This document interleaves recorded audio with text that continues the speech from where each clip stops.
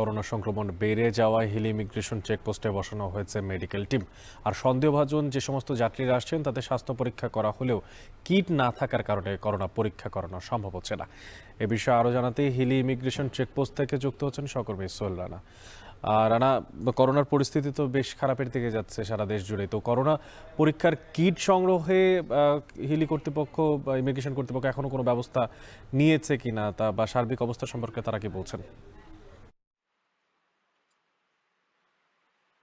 হ্যাঁ, অনেক যে করোনার পরীক্ষার যে কিটটি রয়েছে সেই কিটটি উপজেলা স্বাস্থ্য কমপ্লেক্সে মূলত থাকে। সেখানে এই কিটের সরবরাহটি না থাকবার কারণে উপজেলা স্বাস্থ্য কমপ্লেক্সে যারা চিকিৎসক রয়েছেন তারা এই করোনা পরীক্ষার আওতায় সন্দেহভাজন যেসব পাসপোর্ট যাত্রী রয়েছেন তাদেরকে আনতে পারছেন না। তারা মূলত এই কিট না থাকবার কারণে পরীক্ষা নিরীক্ষা না ছাড়াই তারা কিন্তু তাদেরকে মূলত আহ আহ, যে স্বাস্থ্য বিধিগুলো মেনে থাকার কথা সেগুলোই শুধু কোনোভাবে বলেই কিন্তু পার হয়ে যাচ্ছেন, যাতে করে একজন সন্দেহভাজন যে রোগী তিনি কিন্তু এই করোনা পরীক্ষার আওতার বাইরে থেকে যাচ্ছে।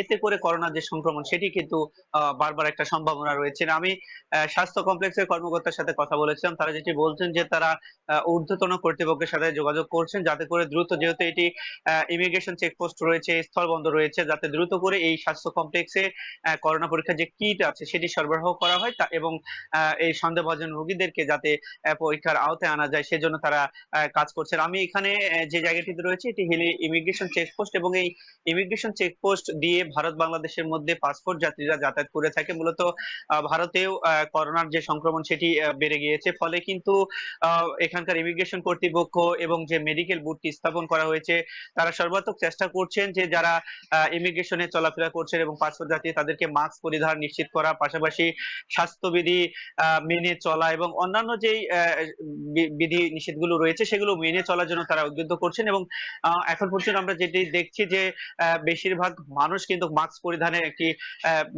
করছেন এবং তারা অনেকটাই স্বাস্থ্যবিধি মেনে চলার চেষ্টা করছেন। অনেক এই ছিল আমার কাছে এই সর্বশেষ পরিস্থিতি।